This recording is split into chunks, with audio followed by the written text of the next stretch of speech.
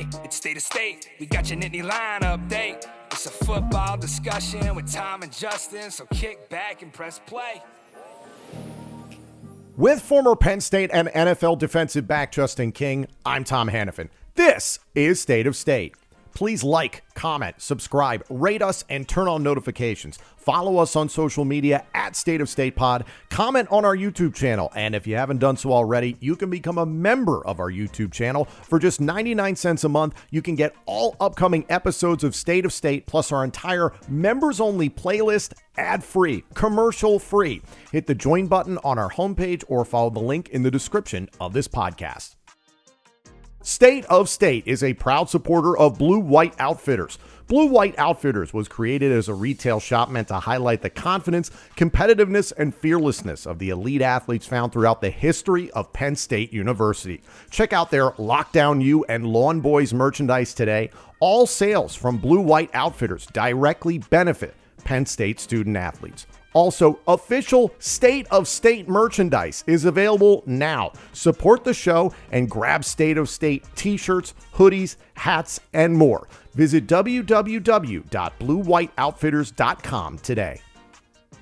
Hi, everyone, and welcome to State of State. I'm Tom Hannafin, flying solo today. A lot of position updates thus far in spring practice. Week 3, the blue-white game upcoming on Saturday, April 26th. Again, that's not going to be televised for those of you that haven't heard about that before.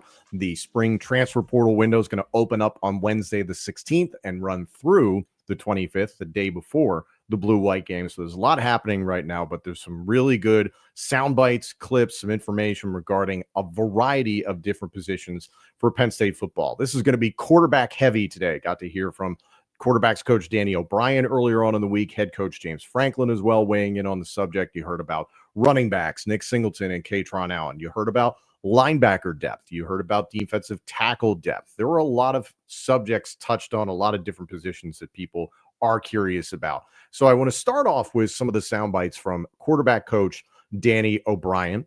And just my 2 cents kind of going into this is that for the bulk of winter workouts and spring practices, I was starting to get this feeling of, I wonder if Drew Allar is being insulated by the coaching staff from the media following the Orange Bowl.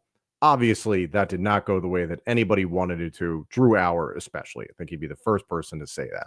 But the lack of information, the lack of detail that was really put out there, I think told a couple of different stories. One, yes, I think it's natural for Penn State to want to protect their golden goose and their starting quarterback, a guy that could have gone to the pros last year had the playoff gone differently and he caught fire. But also, I think coming off of that game, there was a lot of outside noise, a lot of public scrutiny. So it makes sense to want to protect your guy and insulate your quarterback in that type of situation and just grow, get better, focus on all those things. Year 2 under Andy Kotelnicki. And at the same time, James Franklin has talked about it a lot in that, he's been asked the same question over and over again of what step does Drew have to take? What does he have to do? What does he have to be better at? What does he have to fix? Basically the same question said in 4 or 5 different ways.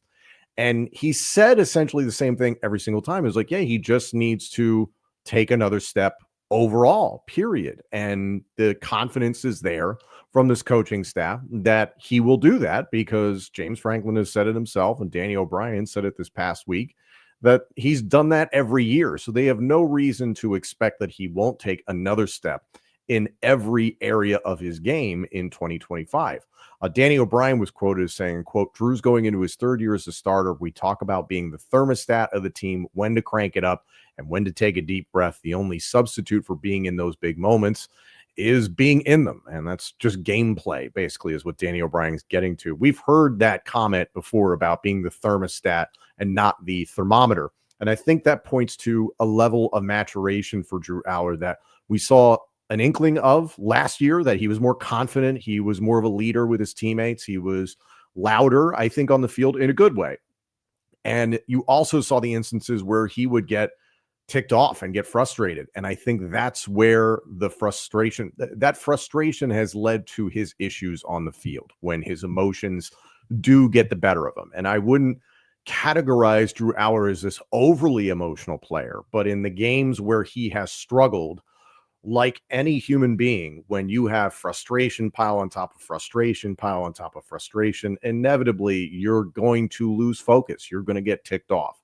So I think those are some of the things that this coaching staff, reading between the lines, is focusing on with Drew Allar going into 2025.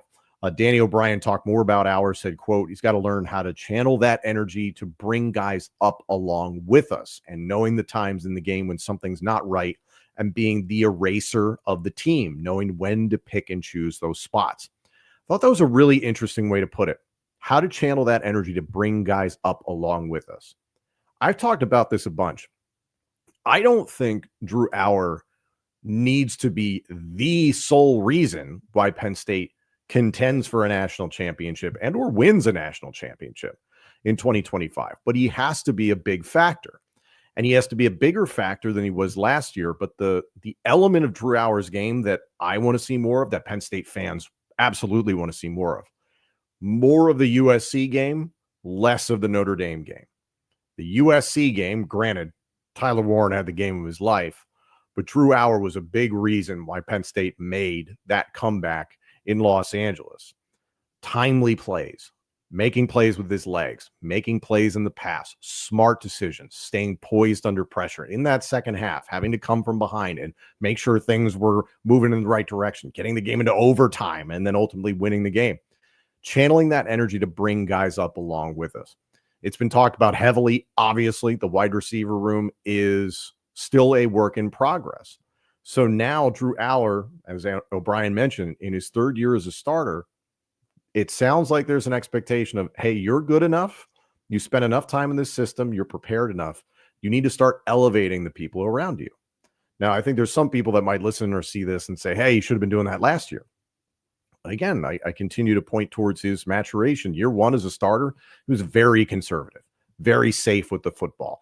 And there were questions externally and internally of like, hey, is he stepping up as leader? And you've just seen that comfort grow over time. So I think we need to understand the curve at which he is maturing and progressing and incrementally getting better. I think that's what you're really seeing when it comes to Drew Allar.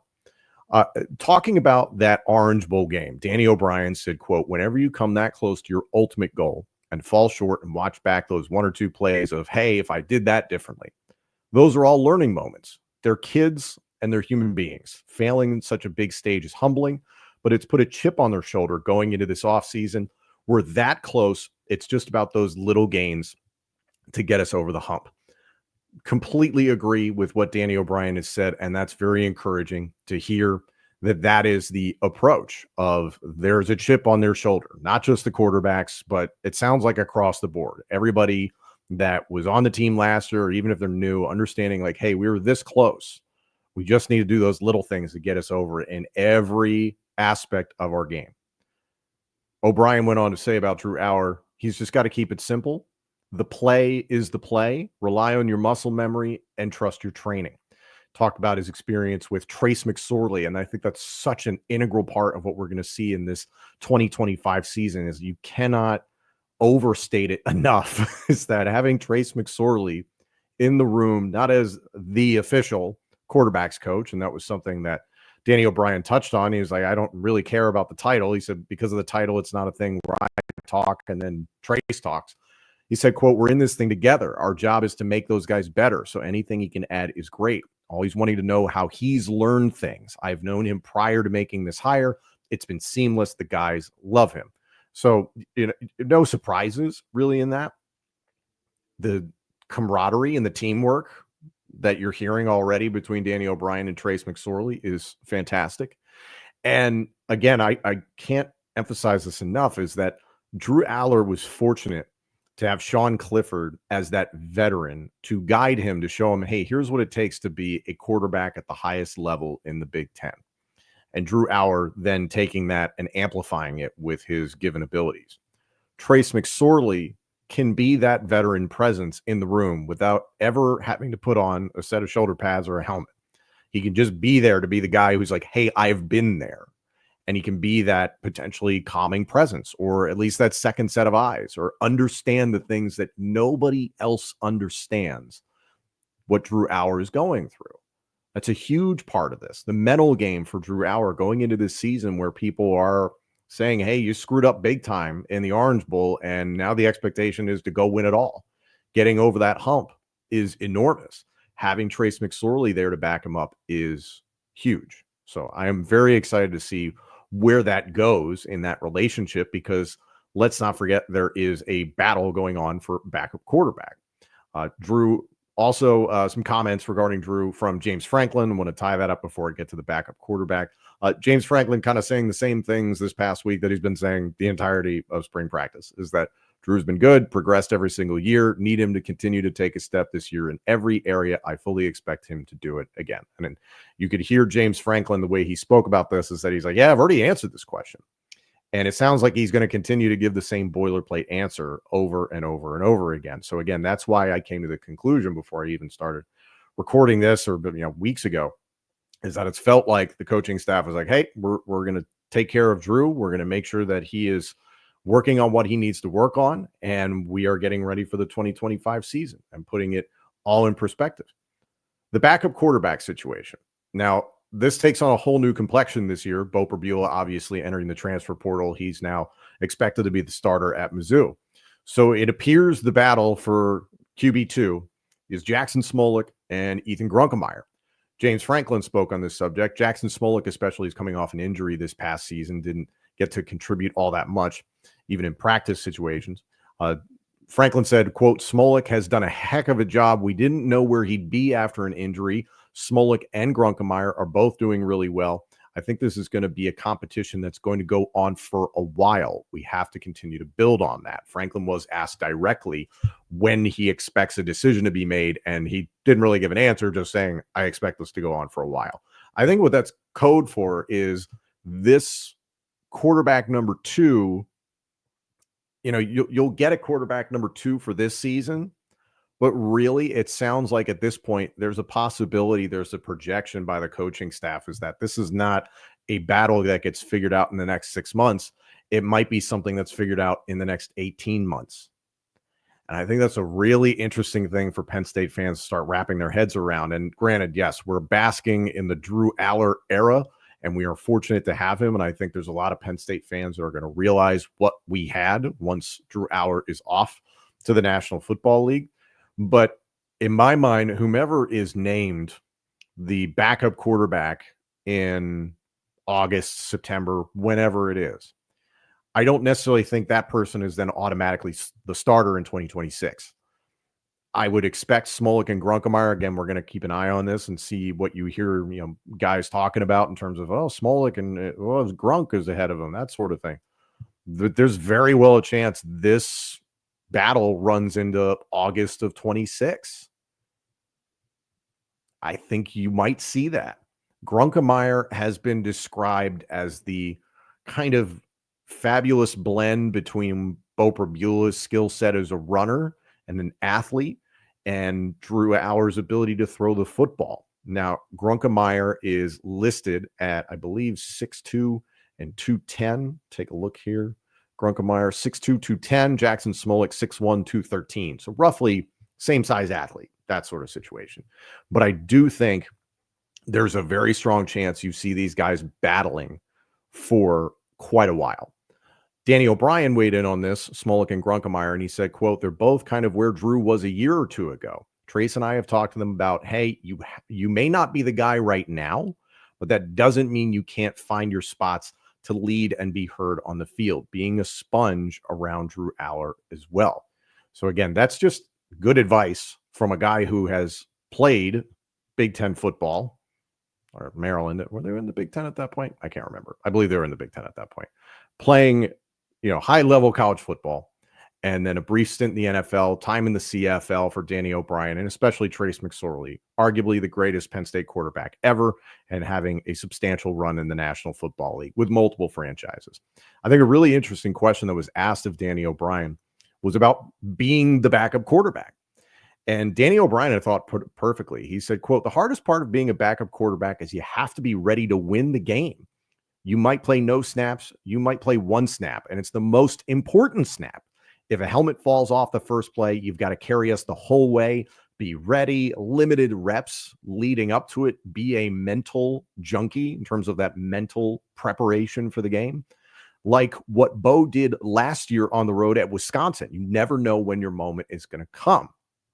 And listen, I don't need to remind Penn State fans of the ill-fated circumstance with Taquan Roberson years ago at Iowa when Sean Clifford got injured. That is, I think, burned into the brains of everybody on this coaching staff that was there at the time. And you're trying to avoid that as best you can. So you do want to have a competent backup you could put in there. Penn State was spoiled last year with Bo Pribula. It wasn't just a competent backup you could put in there, but somebody who was actively demanding snaps to the point, not saying that Bo was saying, hey, give me the ball, that situation, but I'll rephrase that Bo Pribula's ability demanded he get on the field, even though he wasn't the starting quarterback. And think about the skill set that Drew Allar has. So this coming year, it might not look like that, but you do need to see one of these guys be able to handle it once a situation comes up where Drew Allar's helmet gets popped off and he has to come out of the game per the letter of the rules. You just don't know if a situation like the Wisconsin game came up. And I just talked about this recently on College Football Addiction, is that Bo Pribula, his best experience was in the second half of that Wisconsin game when Drew Allar was banged up. And all of a sudden, you got to go in and you got to win a tight game. Wisconsin played that game very tough. So is that Ethan Grunkemeyer? Is that Jackson Smolik? We're going to have to continue to keep an eye on that. I think a lot of people in this past year, have been expecting that Ethan Grunkemeyer is going to be the guy.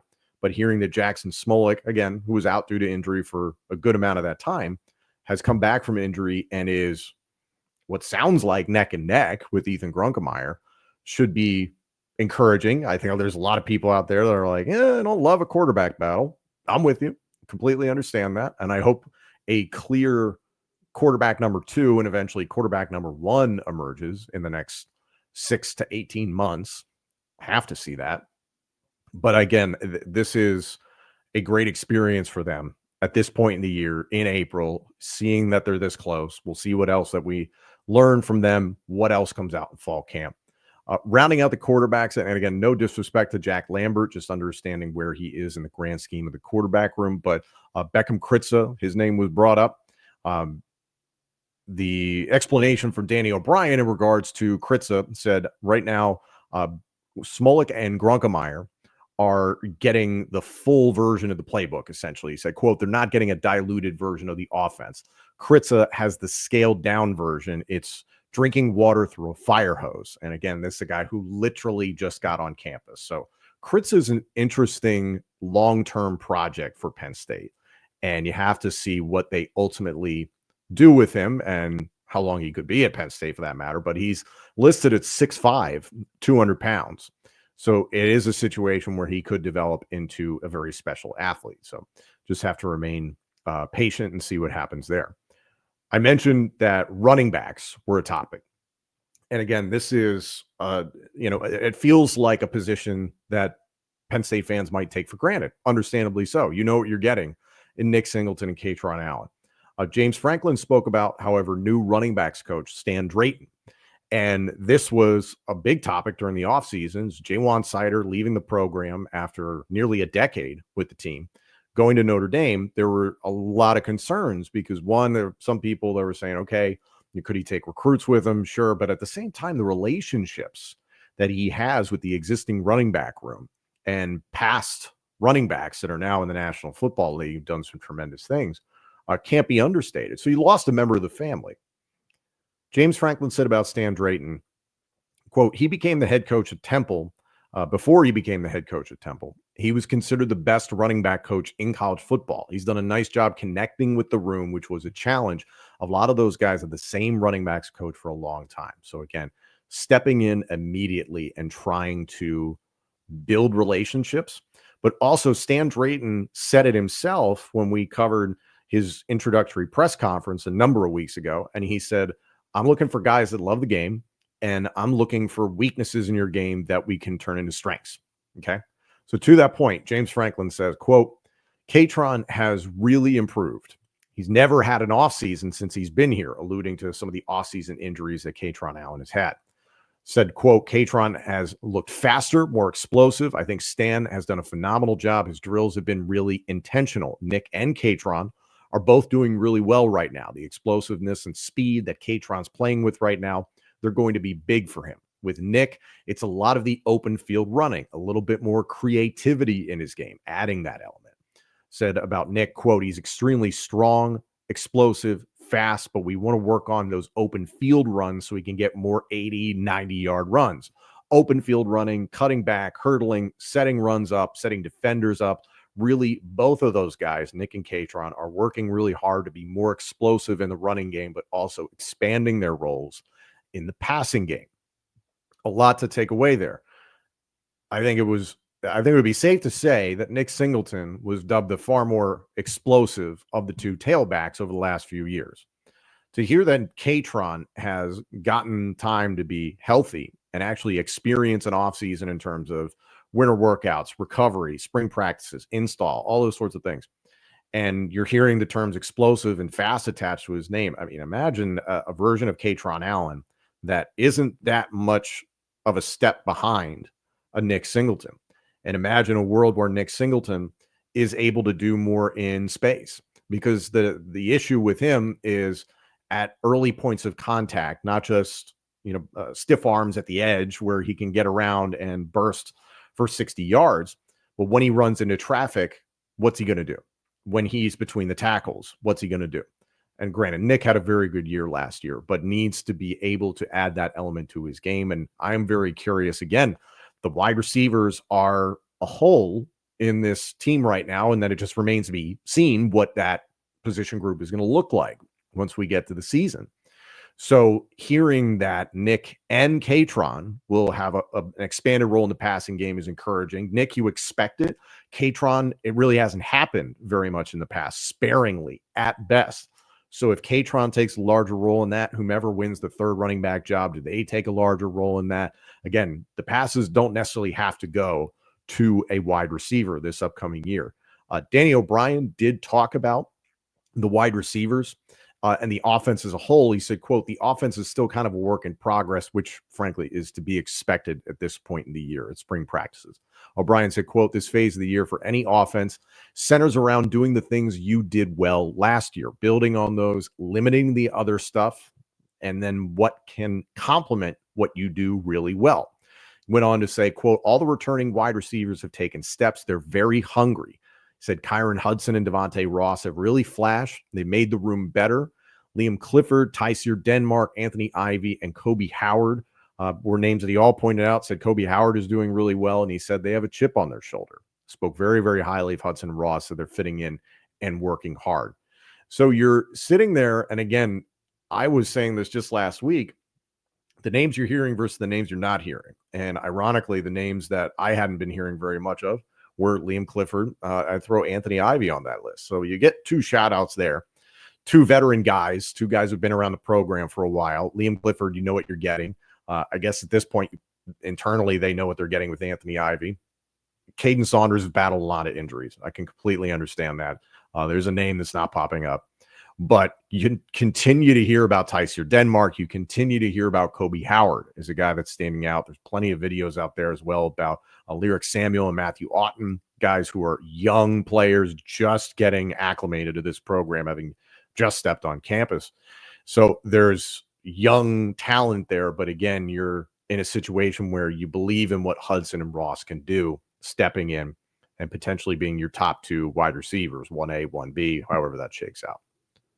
Flipping from the offense to the defense, some position battles that people are keeping an eye on. I know I've been keeping an eye on and dying to hear some information on. It's been a defensive tackle and linebacker. I'm going to start with linebacker. Tamir Robinson was highlighted by James Franklin. He said, quote, Tamir was a big get for us in recruiting. Getting him back healthy has been great for us. He's really flashing. With Tony Rojas being out, Rojas still recovering from injuries that he sustained this past season, played most of the season banged up, played into the playoff banged up. With Tony Rojas being out, Franklin said that's more reps that Robinson is getting. It's a blessing in disguise. Said Tamir is playing very well right now, but we need him to continue that. Right now, he's trending in a direction that we'd hoped we would see when we recruited him. went on to talk about Anthony Specca, said Anthony Specca is a very smart player, good instincts, plays clean. It's still his first spring, still a lot that he's learning, but I know Dan Connor has been very pleased with him. I'm excited to see him in fall camp after he's had the summer to refine it and take it to a new level. So it gives you some glimpse into people that are standing out amongst the linebackers. Keon Wiley is another name out there that people should be thinking about, but Tamir Robinson is someone, again, benefiting from absence. It's not that anybody really, at least externally, has an expectation for Tony Rojas or Dom DeLuca to be leapt by Tamir Robinson, but could Tamir Robinson be that third linebacker? Again, Penn State will once again be playing with a base 4-2-5 defense this upcoming season, 4 down linemen, 2 linebackers, 5 defensive backs. That's what James Franklin has said. So Tamir Robinson, is he that guy that when you go to a 4-3 package, is he the third linebacker? Is he the more conventional inside linebacker? Is that Tony Rojas? That remains to be seen. But Tamir Robinson is definitely somebody who's gotten a lot of buzz, and Anthony Specca is somebody even Justin King has talked about, has played very well during spring practices. And I mentioned defensive tackle. So this is an interesting position to me, and especially I want to continue to hear more about the defensive end spot because Denai Dennis Sutton is not participating thus far through spring practices and has really nothing to prove, and obviously taking the time to recover from this past season. But with the departure of Abdul Carter and Amin Vanover, there are a lot of questions at defensive end. But defensive tackle, at least, we got a glimpse. There was talk about Xavier Gilliam. James Franklin said Xavier has really flashed in more workouts. He's doing the same here in spring practices. Owen Wafel, for those that don't know, was a transfer from Michigan during the offseason. Wafel has done some really nice things. Randy Aderica has been a pleasant surprise for a kid who's supposed to be in high school. He said we're really young there at defensive tackle after Zane and when we get Alonzo Ford back. Said Liam Andrews is starting to work back in right now. DeAndre Cook, a lot of guys. It'll be very, very competitive. Zane Durant, Alonzo Ford, and Xavier Gilliam. There will be a battle for spots 4 through 5 between 5 or 6 players. So it's nice to hear that you have a good understanding of what that starting rotation of defensive tackles is going to look like. This is absolutely a position where you need to have depth. If Penn State is going to make another deep run into the college football playoff, you got to be able to go 4, even 5, 6 deep with this position. Zane Durant, you know what you're getting. Alonzo Ford, the former transfer from Old Dominion. There wasn't a ton made at first when he transferred, but played very well last year and went out due to injury. Xavier Gilliam, a young player, so to see him step into that third spot after you had a lot of veterans like Devon J. Thomas, Keziah Izzard as well contributing in that position. There's going to be some change there, and that defensive line position that defensive tackle position, rather, has not always been a strong suit for Penn State under James Franklin. Last year, it was better, the best it's been in a little while, but would I call it, the greatest defensive tackle room ever fielded in Happy Valley? I wouldn't go that far. But Zane Durant leading the way as someone who you feel like is an A. Alonzo Ford playing very well last season. Can he recover from injury and take another step and be a regular contributor and stay healthy for Penn State this year? And then Xavier Gilliam and a bunch of the players that I just mentioned at defensive tackle potentially being contributors there in the interior of the defensive line. And again, defensive end is really where I'm going to have my focus, but Penn State is going to play some outstanding rushing teams. And I think it was proven very much during the playoff last year. If you can't stop the run and you can't run the football, you're not going to win games into December and January. I think that's just the way of football, period. It always has been. But that's just the way the game has been played the last handful of seasons. And Penn State has to solidify the interior of that defensive line and the interior of the defense really to be able to stop the run. So a lot of encouraging notes in general about Penn State, a lot of position battles that are playing out. I was very encouraged to hear more about quarterback, especially Drew Allar. I think we take him for granted. I think we could take Nick Singleton and Kaytron Allen for granted as well. But to hear that these guys are improving from what was already an outstanding 2025 is really, really exciting. So some good news and notes here. The back end of week 3 of spring practices, week 4 coming up next week, the open of the spring transfer portal window. A lot of stuff happening as we get closer and closer to the 2025 blue-white game. Thank you all so much for joining us. This episode and our entire library of shows is available now on YouTube, Apple Podcasts, Spotify, and wherever else you get your podcasts. Please like, comment, subscribe, rate us, and turn on notifications. Follow us on social media at State of State Pod. Comment on our YouTube channel. And if you haven't done so already, you can become a member of our YouTube channel. For just 99 cents a month, you can get all upcoming episodes of State of State, plus our entire members-only playlist, ad-free, commercial-free. Hit the join button on our homepage or follow the link in the description of this podcast. State of State is presented by Bet Online and by Blue White Outfitters.